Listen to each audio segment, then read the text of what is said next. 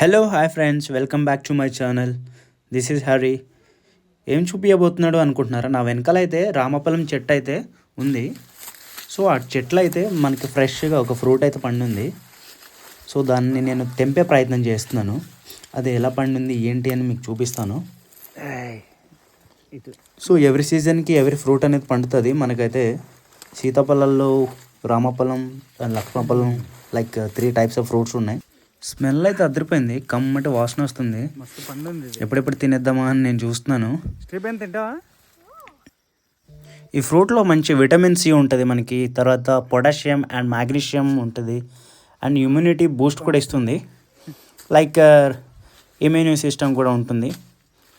చాలా న్యూట్రియంట్స్ ఉంటుంది ఫ్రూట్ తినడం వల్ల. చాలా బెనిఫిట్స్ ఉన్నాయి మనకి.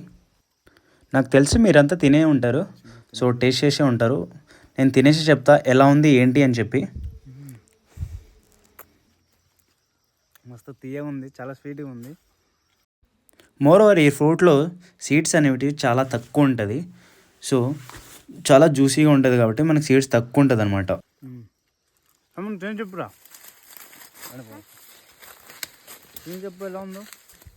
మా బుడ్డోడు కూడా నేను కొంచెం తినేసి ఎలా ఉంది టేస్ట్ ఏంటి అని చెప్పు అని చెప్పేసి నేను ఇచ్చాను. తినే చెప్పు, అటు చూడ.